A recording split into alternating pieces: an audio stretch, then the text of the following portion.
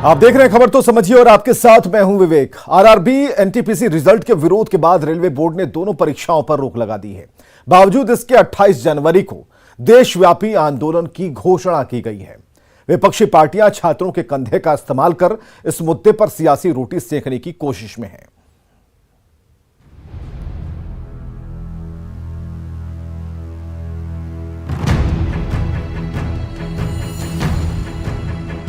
पिछले 3 दिनों तक पटना सहित बिहार के कई शहरों में छात्रों का उत्पात दिखा। पटना में रेल रोकी गई तो आरा में ट्रेन के इंजन को फूंक दिया गया। गया में कई बार ट्रेन में आग लगाई गई। छात्रों के विरोध की शुरुआत आरआरबी एनटीपीसी रिजल्ट आने के बाद शुरू हुआ। छात्रों का आरोप है कि रिजल्ट में धांधली हुई है और रिजल्ट दोबारा निकाला जाए। छात्रों ने अपनी मांग को लेकर आंदोलन शुरू किया था, लेकिन कब इस आंदोलन को अराजक तत्वों के जरिए सियासी पार्टियों ने हाईजैक कर लिया, पता ही नहीं चला। इस बात का खुलासा रेलवे के इंटेलिजेंस बोर्ड के इनपुट के आधार पर जारी किए गए उस लेटर से हुआ, जिसमें रेलवे अधिकारियों को होने वाले रेल रोको आंदोलन के लिए आगाह किया गया था। हंगामा के पीछे कांग्रेस के छात्र संगठन के हाथ होने की आशंका जताई गई है। यह आशंका तब 100% सच साबित हुई जब पता चला कि पटना में बुधवार को हुई स्टूडेंट स्टीयरिंग कमेटी की बैठक में कांग्रेस के नेता भी शामिल थे और इस बैठक में ये फैसला हुआ कि 28 जनवरी को देशव्यापी आंदोलन किया जाएगा। छात्र की मांग को दबाने का प्रयास कर रहा है, उसका कांग्रेस पार्टी विरोध करता है। कल के बंद में कांग्रेस पार्टी महागठबंधन और बच्चों के साथ है और कांग्रेस पार्टी संपूर्ण देश में छात्र के आंदोलन के साथ है। बात आगे बढ़ी तो सिर्फ कांग्रेस ही नहीं, पूरा विपक्ष छात्रों के आंदोलन के सहारे अपनी अपनी सियासी रोटी सेंकने में जुट गया। महागठबंधन की बैठक में आंदोलन को समर्थन का ऐलान किया गया। इस संवाद के द्वारा कोई भी अधिक संवेदनशील सरकार होगी तो 5 मिनट के भीतर ये मामला खत्म हो जाएगा और इसके लिए लोगों को लड़ना पड़ रहा है। संपत्ति जलाई जा रही है, उसकी चर्चा हो रही है। सरकार में शामिल दलों के नेताओं का कहना है कि सरकार ने परीक्षा पर रोक लगा दी है और कमेटी का गठन कर दिया है। छात्रों को अपनी बात शांतिपूर्ण ढंग से कमेटी के सामने रखनी चाहिए। हम अनुरोध करेंगे कि अपनी मेधा जो पुरुषार्थ है, तो हमारे जो छात्र हैं वो निश्चित रूप से कमेटी के सामने अपनी बात रखें और लोकतंत्र में शांतिपूर्वक तर्क की बुनियाद पर अगर अपने कार्यक्रम की रूपरेखा करेंगे, उसके बेहतर नतीजे होंगे।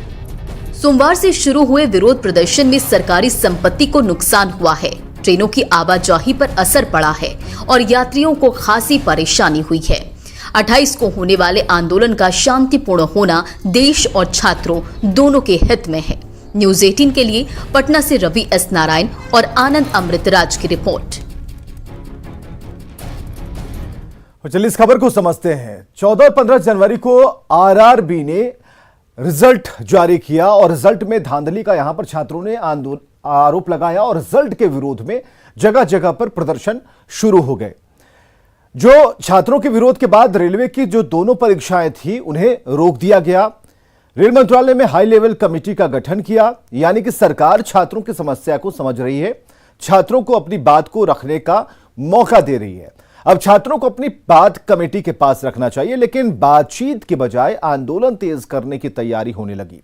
28 तारीख को पूरे देश में आंदोलन की बात कही जा रही है और यह सब कुछ हो रहा है राजनीति के चक्कर में।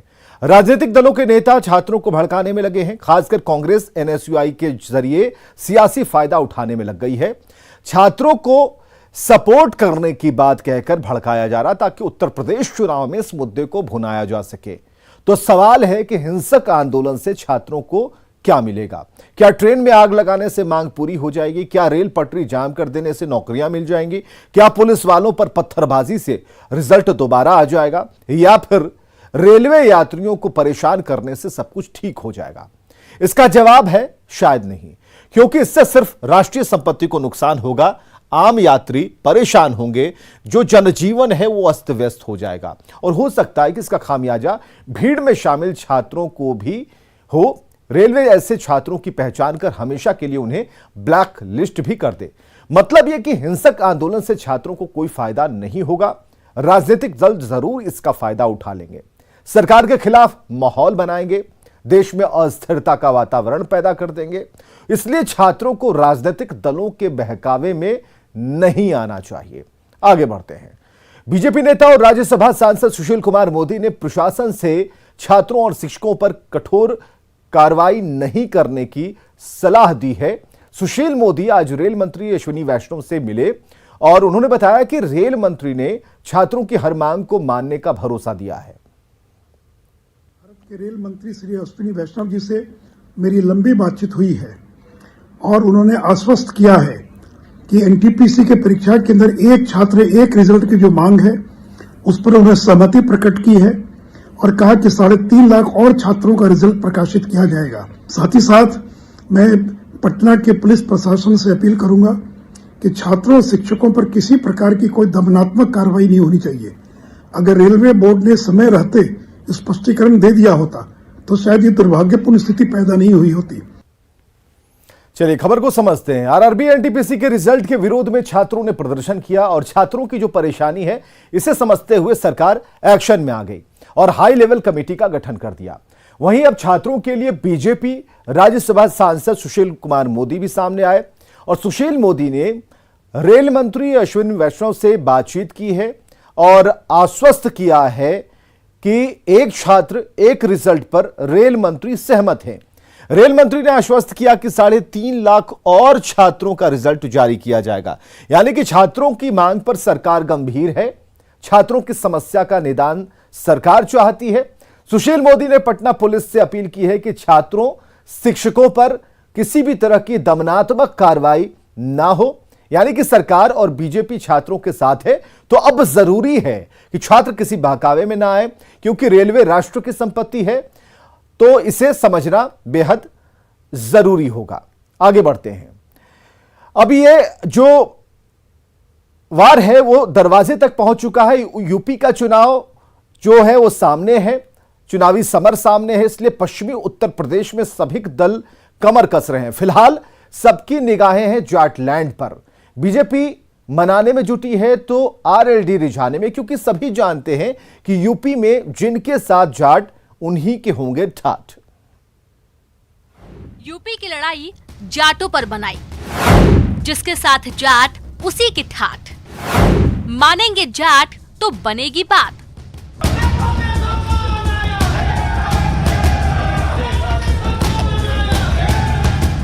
हम ये क्यों कह रहे हैं आपको आगे बताएंगे। सबसे पहले ये जान लीजिए कि गुरुवार को जाटलैंड में कौन कौन सुरमा उतरे थे। ये दोनों तस्वीरें यूपी की हैं। पहली तस्वीर मथुरा की है, जबकि दूसरी तस्वीर गौतम बुद्ध नगर यानी नोएडा की है। ये दोनों इलाके पश्चिमी उत्तर प्रदेश के हैं, जहां की चुनावी रणनीति में जाट वोटर बेहद अहमियत रखते हैं। सुनिए इन दोनों जगहों पर गृह मंत्री अमित शाह ने क्या कहा। समाजवादी की पार्टी की सरकार थी, गुंडा राज था या नहीं था बताओ भाई।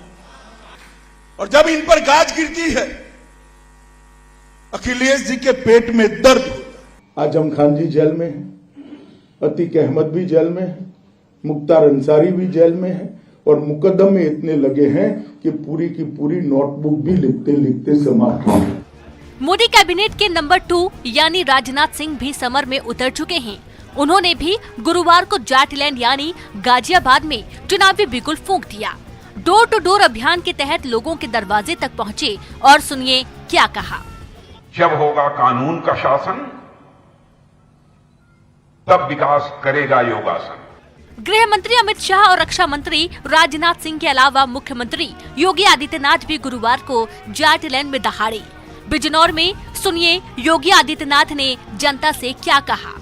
हर तीसरे दिन प्रदेश में एक दंगा होता था और ये उपद्रव, ये दंगाई, ये पेशेवर माफिया, किराना का प्लान कराने वाले लोग वही आज सपा बसपा और कांग्रेस के प्रत्याशी बनकर के फिर से आ गए। जयंत चौधरी और अखिलेश दोनों साथ मिलकर ये चुनाव लड़ रहे हैं। बीजेपी के सूरमाओं के अलावा आरएलडी के राष्ट्रीय अध्यक्ष जयंत चौधरी भी मुजफ्फरनगर में अपना खूंटा मजबूत करते दिखे। दरअसल जाट राजनीति के सबसे बड़े नेता थे चौधरी चरण सिंह। जैन तो उनके पोते ही नहीं, उनके सियासी वारिस भी हैं, लेकिन जाट उनसे छिटक गए हैं। अब ये उन्हें मनाने में जुटे हैं और सुनिए क्या कह रहे हैं। राष्ट्रवादी पार्टी अब जाट जाट चिल्ला रही है और ये आप सोचिए, हम किसान किसान चिल्ला रहे हैं और वो जाट जाट चिल्ला रहे हैं, तो किसका भला कौन चाहता है। कांग्रेस की तरफ से सचिन पायलट भी गुरुवार को जाटलैंड में थे। वे कांग्रेस उम्मीदवार के पक्ष में प्रचार के लिए गाजियाबाद पहुंचे थे, जहां उन्होंने साफ कर दिया कि वे हाथ के ही साथ हैं और पार्टी को मजबूत करने के लिए जमीन पर लड़ाई भी लड़ रहे हैं। 80 बनाम 20, मंदिर मस्जिद, धर्म, लव जिहाद, जातिवाद, इन सब बातों से लोग परेशान हो चुके हैं, विकास चाहते हैं। ये तो है जाटलैंड में गुरुवार की बात। अब समझिए जाट क्यों अहम है। दरअसल यूपी में जाटों की आबादी करीब 6% बताई जाती है, लेकिन पश्चिमी यूपी में वो 17% से ज्यादा है। और अगर विधानसभा की बात करें तो 120 सीटें ऐसी हैं जहां जाट वोट बैंक असरदार है। यही वजह है कि अखिलेश यादव ने आरएलडी के साथ गठजोड़ किया है, क्योंकि किसान आंदोलन ने उनकी उम्मीदों को उड़ान मिली है। तो वहीं दूसरी तरफ बीजेपी भी बैकफुट पर आकर शाह सहित अपने सभी सुरमाओं को मैदान में उतार दिया है। कैराना में डोर टू डोर जनसंपर्क के बाद अब अमित शाह पश्चिमी यूपी में प्रभावित जाट समुदाय को साधने की रणनीति में जुट गए हैं। बुधवार को राजधानी दिल्ली में उन्होंने करीब 250 जाट नेताओं के साथ न सिर्फ मुलाकात की, बल्कि दोबारा साथ देने के लिए बात भी की। ये मुलाकात और बात इसलिए अहम है क्योंकि पहले 2 फेज यानी 10 फरवरी को 58 विधानसभा सीटों पर और 14 फरवरी को 55 विधानसभा सीटों पर मतदान होगा। बता दें कि ज्यादातर विधानसभा क्षेत्र जाटलैंड के ही हैं और वो कहते हैं ना कि जब बोहनी अच्छी हो तो फिर कामयाबी कौन रोक सकता है।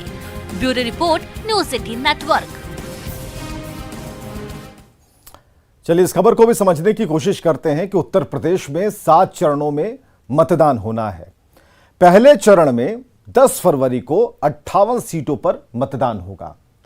दूसरे चरण की जहां तक बात है तो 14 फरवरी को 55 विधानसभा सीटों पर मतदान होगा और पहले दोनों चरणों में पश्चिमी उत्तर प्रदेश के ज्यादातर इलाकों में मतदान होगा। पिछले चुनावों में भाजपा ने इस इलाके में एक अच्छा प्रदर्शन किया और इसका मुख्य कारण रहा जाटों का समर्थन।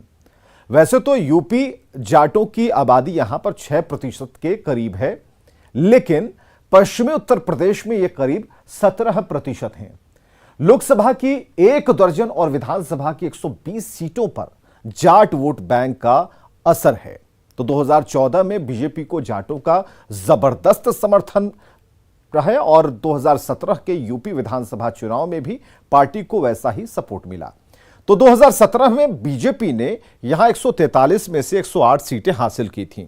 2019 के लोकसभा चुनाव में भी यह सिलसिला कायम रहा। अब 29 में से 21 सीटों पर बीजेपी ने जीत दर्ज की। चूंकि किसान आंदोलन के चलते जाट थोड़े बीजेपी से नाराज हैं, जिन्हें मनाने की जिम्मेवारी खुद गृह मंत्री ने संभाल ली है। तो अमित शाह ने 250 जाट नेताओं के साथ मुलाकात की और दोबारा साथ देने के लिए बात भी की। अब तक का रिजल्ट बताता है कि अमित शाह कभी अपने मिशन में फेल नहीं हुए हैं। तो यह थी इस पूरे रिपोर्ट की खबर की समझाइश। झारखंड में जेपीएससी का मसला फिर से एक बार चर्चा में है। 28 जनवरी को होने वाली मुख्य परीक्षा पर रोक लगते ही अभ्यर्थियों के चेहरे पर मायूसी छा गई।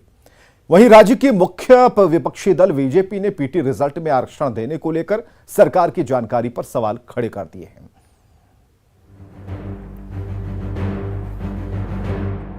कल तक 7वीं जेपीएससी से 10वीं जेपीएससी तक की परीक्षा एक साथ लेकर खुद की पीठ थपथपाने वाली हेमंत सोरेन सरकार पीटी रिजल्ट में आरक्षण के सवाल पर बुरी तरह से घिर गई है। हाईकोर्ट ने मुख्य परीक्षा पर रोक लगा दी है। वहीं बीजेपी ने भी पीटी के रिजल्ट में आरक्षण देने के मुद्दे पर सरकार पर निशाना साधा है। सरकार ने 4 परीक्षाओं को एक साथ लेने के लिए बहुत अपनी पीठ थपथपाई थी, जेपीएससी ने भी पीठ थपथपाई थी, लेकिन देखिए आज हम कहाँ खड़े हैं। वो 4 एग्जामिनेशन में अपने जिन स्टूडेंट्स को पास किया था, आज सबके भविष्य पे प्रश्न चिन्ह खड़ा हो गया है। अब आप देखें, आप ये कैसे मानेंगे कि जिस सरकार के पास तमाम टॉप ब्यूरोक्रेट्स हैं, एडवोकेट जनरल हैं, तमाम लीगल ऑफिसर्स हैं, जेपीएससी के पास भी अपनी लीगल टीम है, उन्हें यही पता नहीं था कि वो पीटी में रिजर्वेशन नहीं दे सकते, क्योंकि उन्होंने एडवर्टीजमेंट में ना इसका मेंशन किया और ना ही नियमावली में किया। इधर मुख्य परीक्षा स्थगित होने के बाद अभ्यर्थियों के मन में कई सवाल उठने लगे हैं। कैटेगरी वाइज 15 गुना रिजल्ट जारी करने की स्थिति में पीटी में सफल कई छात्रों को असफल होने का डर सता रहा है। अगर कैटेगरी वाइज 15 गुना रिजल्ट निकालता है तो जो कैटेगरी जनरल क्वालिफाई किए हैं और जो कैटेगरी में है, अगर जनरल क्वालिफाई किए हैं वो कैटेगरी में आते हैं तो जो कैटेगरी के स्टूडेंट हैं वो ऑलरेडी बाहर हो जाएंगे। और वो जो स्टूडेंट जैसे कि मेरा भी कम नंबर है तो हमें ये डर सता रहा है कि हम बाहर रहेंगे कि अंदर हैं, अभी क्या होगा, मेरा स्थिति संयम में है, अब तैयारी हम कैसे करें, बीच में पड़ गया है। इधर कांग्रेस के कार्यकारी अध्यक्ष बंधु तिर्की ने भी हाईकोर्ट से मामले में पुनर्विचार की मांग की है। इन तमाम चीजों को तहकीकात करके एक बार और पुनर्विचार करने की आवश्यकता है। एक कमजोर तबके के लोगों को एक अवसर मिल रहा था प्रदेश में, ठीक है, कुछ गड़बड़ी हुई, ऐसी इनकार मैं नहीं करता हूँ, और उनके साथ भी न्याय होनी चाहिए। तब है कि इसको पूरा और तहकीकात किया जाना चाहिए। जेपीएससी का विवादों से पुराना नाता रहा है। पहली जेपीएससी परीक्षा से लेकर छठी जेपीएससी के रिजल्ट को हर बार कोर्ट में चुनौती मिलती रही है। जेपीएससी का ताजा मामला भी कोर्ट तक पहुंच चुका है। आगे देखना होगा कि 3 हफ्ते बाद जारी रिजल्ट कौन से नए विवाद को जन्म देता है। न्यूज़ 18 के लिए रांची से संवाददाता अविनाश की रिपोर्ट। और खबरें लगातार जारी हैं, आप बने रहें हमारे साथ।